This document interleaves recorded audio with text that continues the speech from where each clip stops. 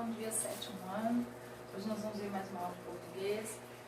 Lembrando que na aula passada nós ficamos de concordância verbal e nós falamos o seguinte, que nós precisamos conhecer o sujeito simples e o sujeito composto, sendo que o sujeito simples, lembrando, é que ele tem apenas um núcleo e o sujeito composto é que ele tem dois núcleos. A concordância verbal é porque o verbo ele precisa concordar com o sujeito em número e em pessoa. Então, nós temos duas possibilidades. Ele precisa concordar em número e ele precisa concordar em pessoa. Nós vamos ver o caso, a regra de sujeito simples.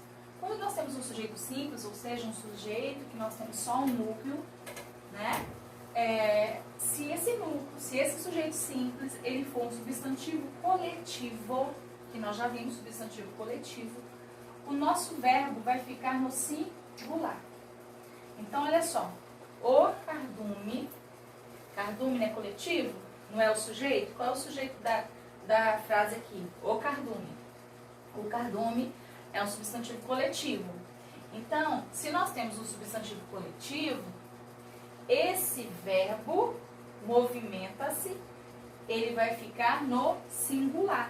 Por quê? Porque eu estou aqui concordando o meu verbo com o meu sujeito, em número e pessoa. Olha bem, cardume, o cardume está em terceira pessoa.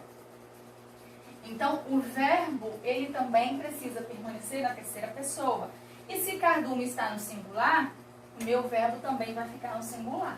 Então, se eu tenho substantivo coletivo, ele precisa estar concordando, né? O meu verbo, ele tem que estar concordando em número e em pessoa.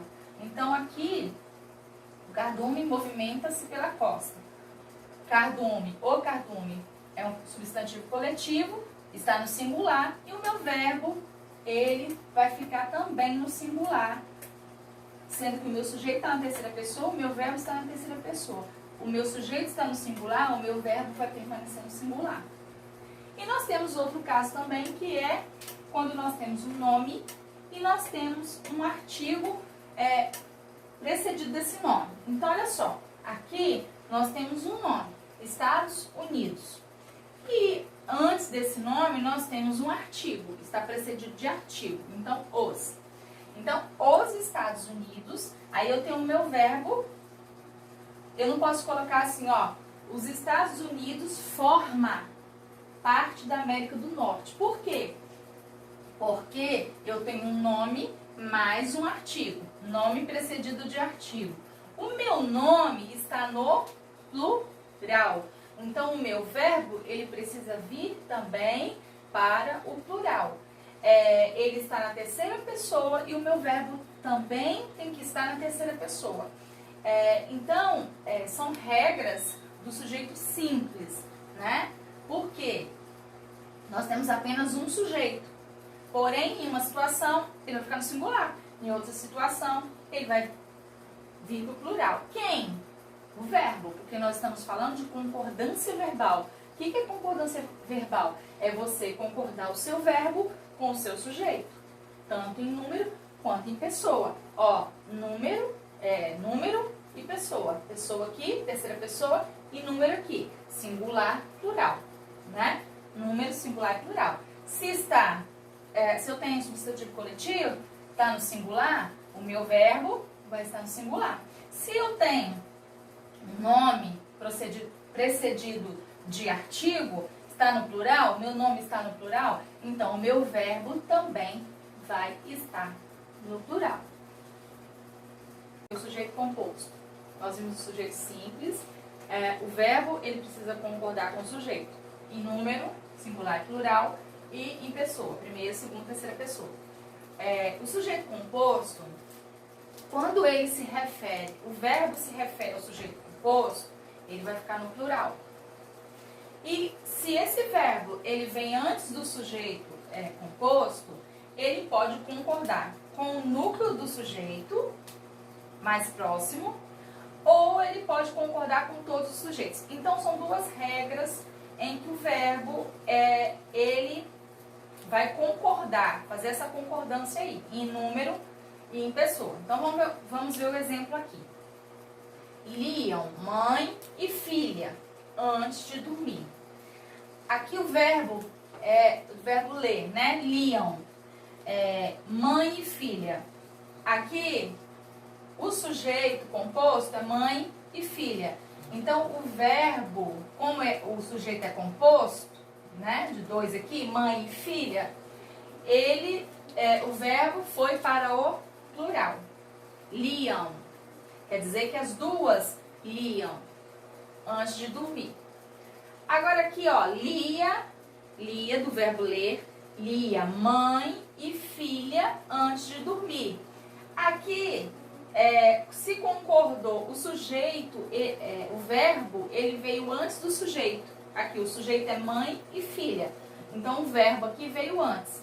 Se ele veio antes, eu posso concordar com o sujeito, o núcleo do sujeito mais próximo dele, ou eu posso concordar com os dois ao mesmo tempo. Então, lia, mãe e filha. Então, esses dois casos aqui estão corretos. E às vezes nós pensamos que fica errado, mas então se eu coloco liam, mãe e filha, está correto. Eu fiz a concordância correta. Então, aqui o verbo, ele vai fazer essa modificação. Ele vai concordar com o sujeito, se ele for composto, com duas possibilidades, né? Então, liam, mãe e filha, aqui antes de dormir. O verbo aqui está se referindo ao sujeito composto. Qual é o sujeito composto aqui? Mãe e filha. Então, esse verbo liam, ele está se referindo a mãe e filha. Então, olha só, aqui o verbo foi para o plural, né? Porque eu tenho sujeito composto aqui. E aí, nós temos outro caso que lia, mãe e filha. Esse verbo, ler aqui, ele concordou com o núcleo do sujeito que está mais próximo. Então, qual é o núcleo do sujeito que está mais próximo aqui? É mãe. Então, lia, mãe e filha antes de dormir. Então, são duas possibilidades para que nós façamos essa concordância verbal aí. Ou seja, a concordância do verbo. E existem várias regras, vários casos aí que nós vamos ver aos poucos. E nós vamos fazer atividade. Então, vocês vão fazer em casa a página 34, né? Que está se referindo aqui à concordância verbal.